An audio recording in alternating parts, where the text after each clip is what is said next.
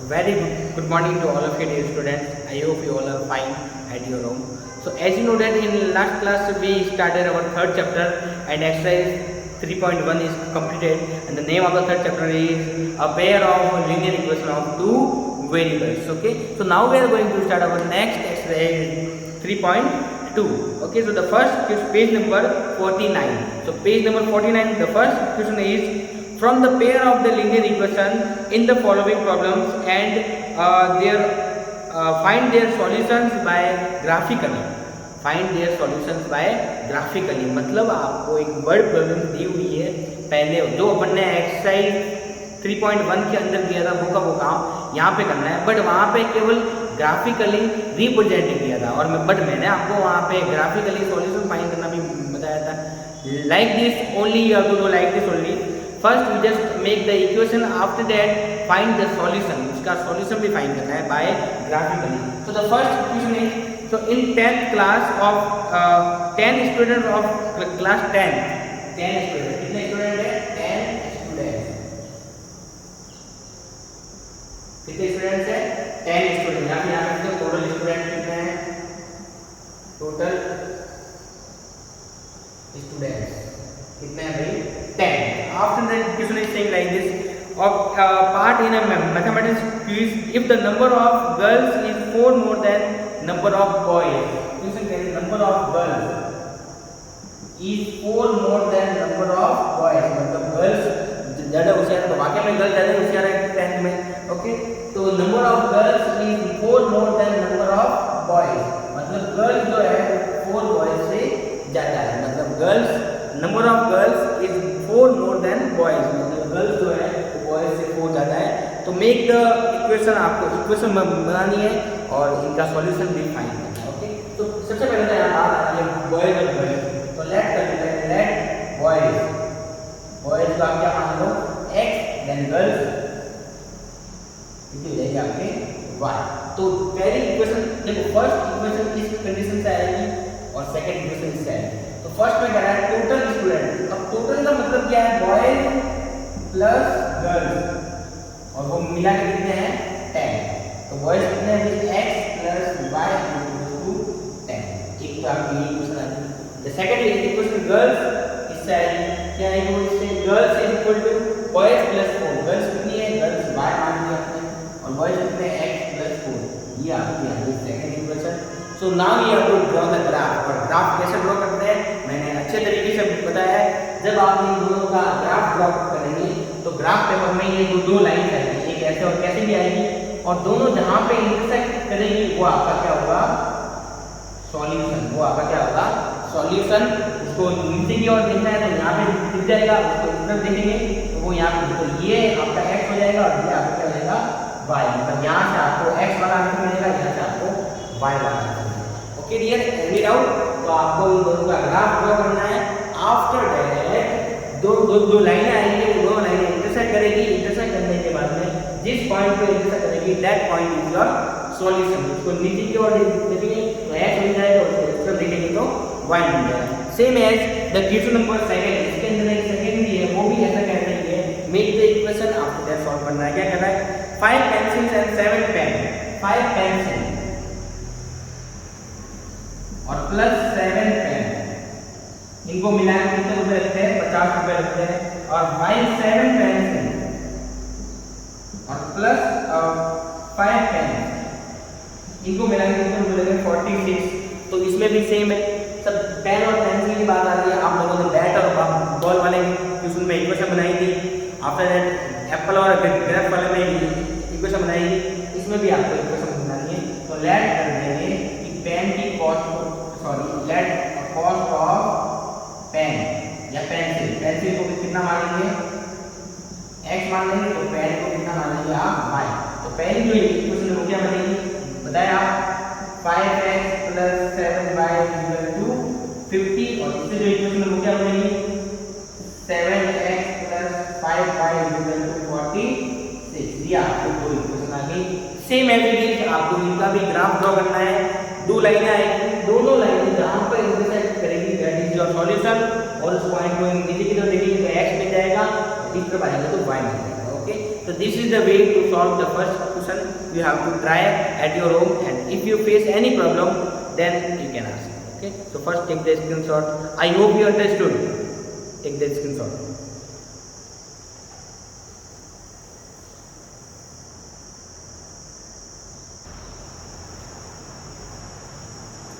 Okay students, so the next is second question. The second question is like this only. I have to read. Question number second is, on the comparing the ratio of A1 upon A2, B1 upon B2, C1 upon C2, find out whether the line representing the following pair of the equation intersecting a point parallel or coincident. मतलब आपको A1 upon A2, B1 upon B2 और C1 upon C2 की comparison करनी है और ये बताना है कि ये लाइन क्या है, इंटरसेक्टिंग है, पैरेलल या कोइंसिडेंट है। तो यहाँ पे आप देखिएगा कि इफ अगर आपको दो इक्वेशन दी हुई है A1x, B1y, C1 is equal to 0 and A2x, B2y and C2 is equal to 0, अगर ये दो इक्वेशन है, if these two equation is given, first question number second करने से पहले आप ये कंडीशन मेंशन करेंगे। ओके, पहले ये करना है फिर क्वेश्चन नंबर सेकंड करना है। तो इफ दो इक्वेशन दी हुई है और हमने ये A1 और ये A2 है, ये A1 upon A2, B1 upon B2, B1 और ये क्या है B2 है। अगर ये दोनों नॉट इक्वल है, क्या है नॉट इक्वल है, देन वो लाइन क्या होगी, इंटरसेक्टिंग लाइंस। इंटरसेक्टिंग का मतलब होता है एक दूसरे को इंटरसेक्ट करने वाली, क्या करने वाली, एक दूसरे को इंटरसेक्ट करने वाली। That line is called intersecting line. ये कब होगा, जब A1 upon A2 is not equal to B1 upon B2। Okay, अगर तीनों इक्वल हो, A1 upon A2 is equal to B1 upon B2 is equal to C1 upon C2, तो वो दोनों लाइन होगी कोइंसिडेंट लाइन। अब ये कोइंसिडेंट लाइन क्या होती है, anyone can say what is coincident line? Coincident line means एक के ऊपर एक लाइन, जैसे ये लाइन थी और इसके ऊपर एक और लाइन, तो दैट लाइन इज कॉल्ड, ये पहली लाइन ले ली और दूसरी कौन सी ली है, this type of lines is called coincident line. तो मतलब वो एक के ऊपर एक होगी कोइंसिडेंट लाइन। और if A1 upon A2 is equal to B1 upon B2 और तीसरा वाला नॉट इक्वल है, देन वो क्या होगी, पैरेलल लाइन। और पैरेलल लाइन क्या होगी, ऐसे AB and PE, ऐसे पैरेलल, ये AB and PE। फर्स्ट वाले में इंटरसेक्टिंग, दूसरे वाले में कोइंसिडेंट, एक के ऊपर एक, और तीसरे वाले में पैरेलल। तो आपको इसको चेक करना है। कैसे चेक करेंगे, बस आपको कुछ नहीं करना है, A1 upon A2 मतलब 5 upon 7, नेगेटिव 4 अपॉन 6 और लास्ट 8 अपॉन नेगेटिव है। वो कट भी हो रहा है तो काट दो, 5 बाय 7 तो कट नहीं हो रहा है, बट ये कट हो रहा है नेगेटिव 2 अपॉन 3, ये कट नहीं हो रहा है तो 8 अपॉन नेगेटिव 9। अब देखो यहाँ पे क्या है, दोनों इक्वल है, नॉट इक्वल। यहाँ पे भी क्या है, नॉट इक्वल, मतलब पहला वाला क्या आ गया आपका नॉट इक्वल। मतलब नॉट इक्वल आएगा, क्या आंसर होगा, इंटरसेक्टिंग लाइन। तो इसके नीचे आपको आंसर करना है intersecting lines. Okay dear, you can do it. This is also 9 by 18, 3 by 6 and 12 by 24। काटेंगे तो 1 बाय 2, इसको भी 1 बाय 2 और इसको भी 1 बाय 2, तो तीनों इक्वल आएगा। जब तीनों सेम आ जाए, A1 upon A2, B1 upon B2, C1 upon C2, क्या हुआ, coincident line. Coincident lines. Okay dear, अब इसमें भी क्या हो जाएगा, देखो 6 बाय 2 नेगेटिव 3 बाय, इसके नीचे देखो y के साथ में कुछ भी नहीं है। जब किसी के साथ कुछ भी नहीं है मतलब क्या है, 1, क्या है 1। जब किसी के साथ में कोई भी नंबर नहीं है मतलब क्या है, 1। ओके, देन 10 बाय 9, तो ये कितना होगा, कटेगा 3 बाय 1, नेगेटिव नेगेटिव कट जाएगा 3 बाय 1 और ये आपको कितना होगा, 10 बाय, तो ये तो इक्वल है और ये क्या है, नॉट इक्वल। तो कौन सी कंडीशन, थर्ड वाली, मतलब parallel line. So this is the way to find out that line is intersecting, coincident और parallel. Okay, I hope you understood. So take the screenshot.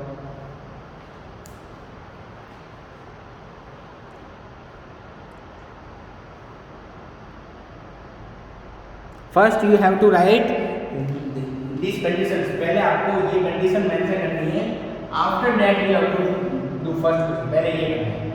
Okay,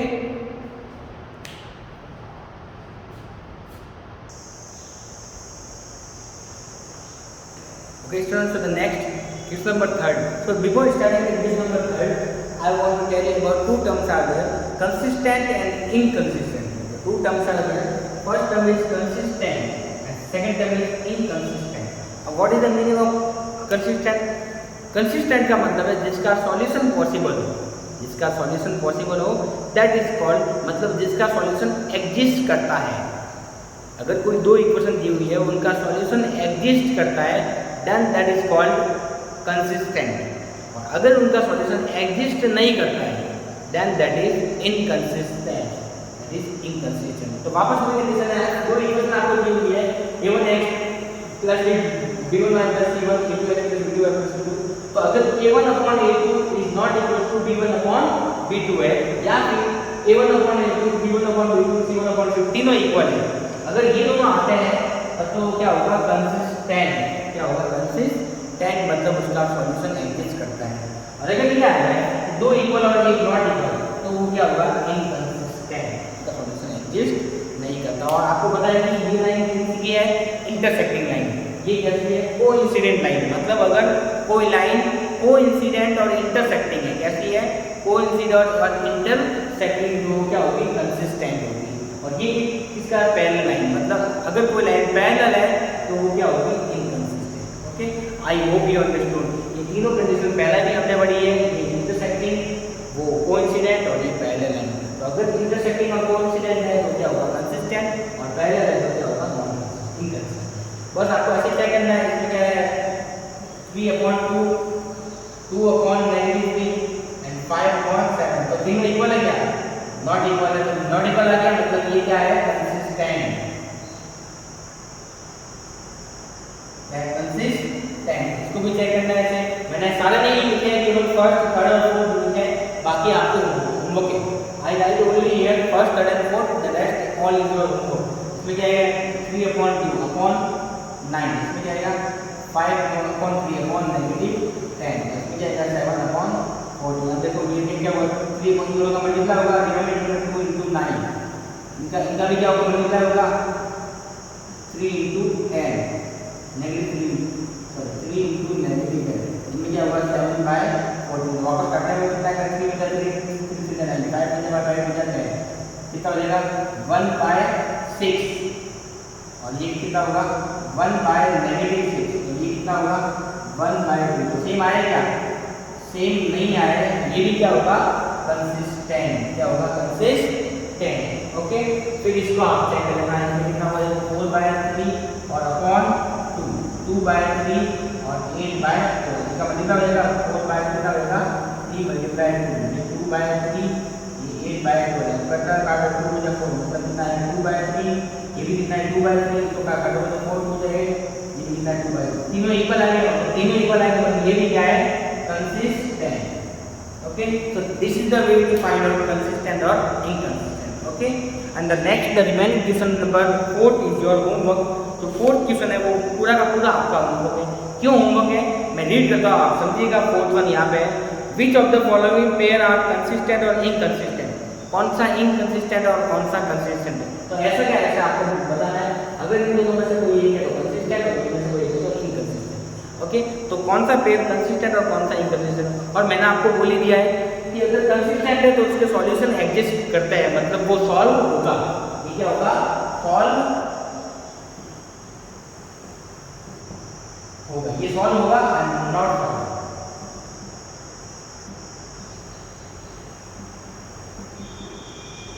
ये क्या होगा? Not solve. ये तो सॉल्व नहीं होगा। अब इसमें आगे का आपको बोल वाला है, which of the following pair are consistent and inconsistent? If the consistent then obtain the solution by graphically. अगर कंसिस्टेंट है, मैंने आपको बोल दिया कंसिस्टेंट है तो ही वो सॉल्व होगा।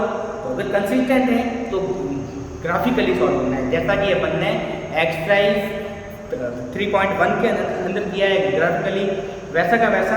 और इसी के फर्स्ट क्वेश्चन में कैसे सॉल्व किया है ग्राफिकली, वैसा का वैसा आपको सॉल्व करना है। लेकिन कब करना है? जब वो क्या हो? कंसिस्टेंट। मतलब पहले आपको चेक करना है। जैसे पहला क्वेश्चन आपको दिया हुआ है यहाँ पे, वो क्वेश्चन ये है x + y = 5 and 2x + y = 10। तो पहले इसको चेक करना है। इसके आगे 1 है, इसका आगे क्या है? मतलब 1/2, 1/1। यहाँ पे 2 है,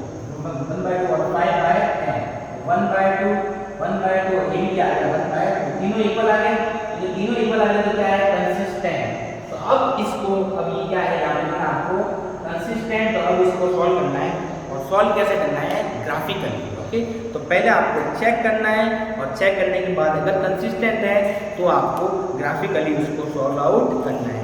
okay, any doubt? So just take the screenshot.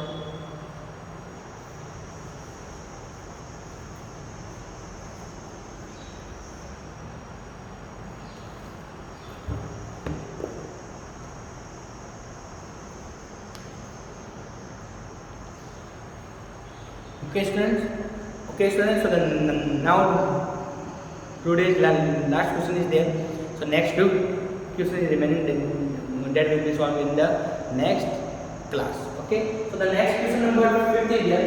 Half of the perimeter of a rectangular garden whose length is 4 more than width, मतलब half of the perimeter of a rectangular garden whose length is 4 more than width, इसकी length है width से 4 more than है, find the length and the breadth by graphically, मतलब आपको graphically इसकी length और breadth find करनी है।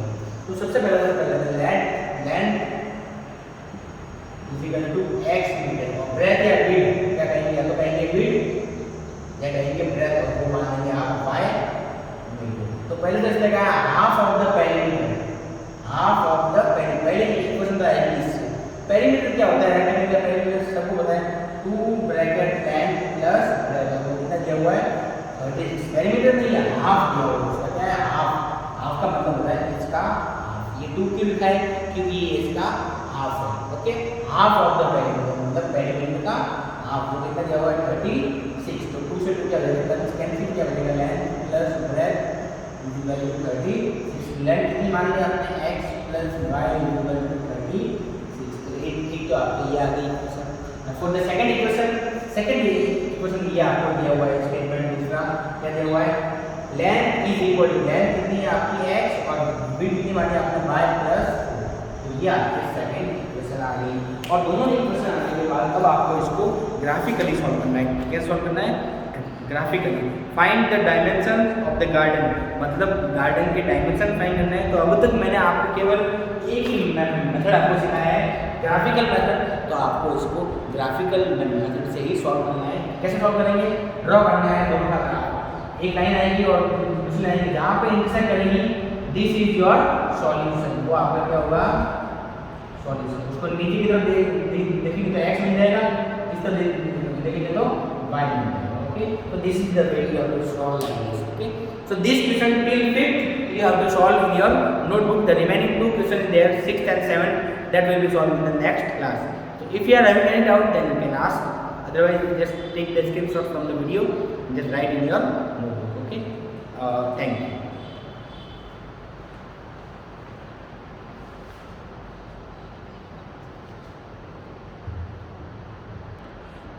This question you have to solve by a graphically method. Okay, use the graphical method and solve.